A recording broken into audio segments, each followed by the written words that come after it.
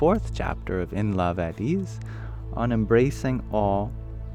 This particular chapter is all about how Swami Sri appreciated everyone. And this section is about how he appreciated those who were in a different religion or that had a different race than him. And by serving as an example, I think we all can learn from this inclusivity. Hindus, Muslims, Christians, Sikhs, Jews, Buddhists, and others have been living side by side in relative peace in India for centuries. From overemphasized stories of religious community violence and riots, we have also unfortunately witnessed the flames of distrust and distance ignited by certain players in society. Swami Sri worked hard against these biases to dissolve borders and lessen the focus on differences. He focused on what mattered, on the individual, and not their outward identity. Swami Sri was traveling for Padramanis, which is where he goes and visits the households of people who look up to him, in Wellingborough, England. It was getting late in the evening, and the sadhus and bhaktas, the monks and devotees, were rushing to get Swami Sri back in time for a satsang sabha, for an assembly, a spiritual assembly. At the last Padramani, the bhakta, the devotee, made an unusual request. Swami Sri, my neighbor is a Muslim. He is terribly ill with cancer. It is his wish that you grace his place and bless him. Swami Sri visited the homes of thousands of Muslims, Christians, and Jains. I always find that funny. Did you know that the correct pronunciation of the Jains is Jain? I have a hard time believing that. In the first few days after Pramukh Swami Maharaj's passing, Mamdi Bhai of Botad gave an interview to the Times of India in which he stated how Swami Sri would often stop at his home in Botad on the way to Saurangpur. But this was different. Swami Sri did not know this gentleman. Many in the group worried that even if the gentleman wanted Swami Sri's blessings, what if his family was not open to the idea of a Hindu religious leader praying by his side? And thank you, Prosperous Barry. And hello, dear Priscilla. And hello, dear Yana. I will get back to your wonderful gifts in a moment. Swami Sri did not feel the unfamiliarity. He immediately went to the neighbor's house. He spoke to the gentleman and held his hand. He prayed with his heart and healed with his words. He chanted the Swami Narayan mantra by his bedside and placed prasadi flowers from Hare Krishna Maharaj's murti.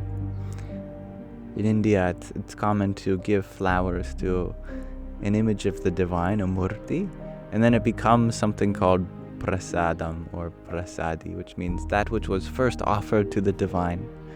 So he's taking flowers that were first offered to God and then giving them to this Muslim on his bedside. The Muslim man had tears in his eyes. The Padramani, the household visit, started with the bhaktas covering their noses because they were overwhelmed by the smell from the patient's bed and the pungent smell of cooked meat, which they were not used to. Swami Sri, however, was still. He was focused on matters far beyond the patient's identity or the scent in his home. In his mind, he was not a Hindu guru visiting a Muslim man. He was an Atman, a soul, visiting another Atman, a son of God visiting another son of God. The public celebration of holidays is a big part of religious life in India and around the world. Disasters, too, are regrettably frequent occurrences in third world countries. What happens when the two overlap? Swamishri had the answers. The Morbi Machu dam failure shook the country. Morbi is a busy industrial city about 30 kilometers east of the sea and 60 kilometers north of Rajkot. The city thrives because of its proximity to the Machu River.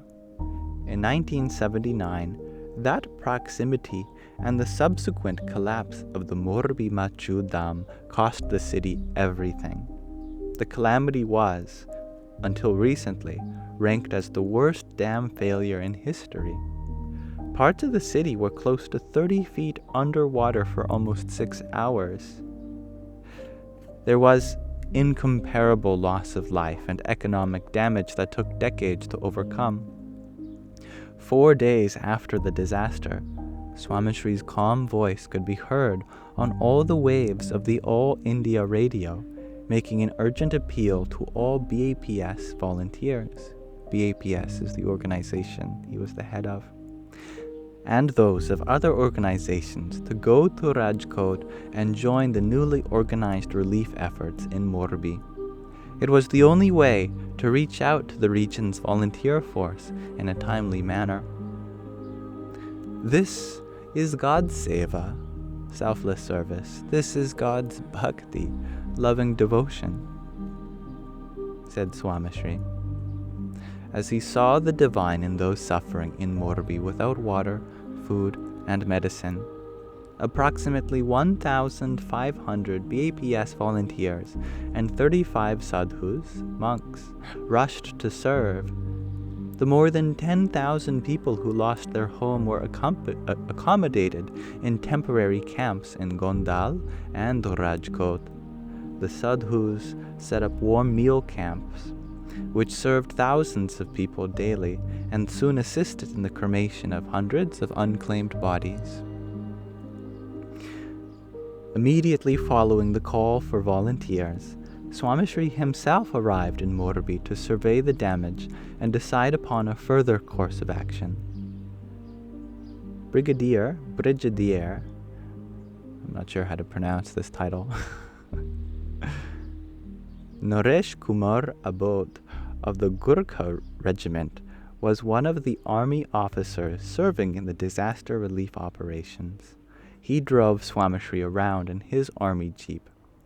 His eyes well up with tears today as he recalls the love Swamishri shared with all those who approached him with their plan and stories of loss and suffering. Swamishri gathered the volunteers in an assembly one evening and made the motives and the intent of the humanitarian work very clear. We are not doing this for credit. We are not doing this to make anyone feel indebted. No one owes us anything, and no one should feel as if we are doing them a favor. This is our city. It is our project. These are our people. Swamishri believed what he said.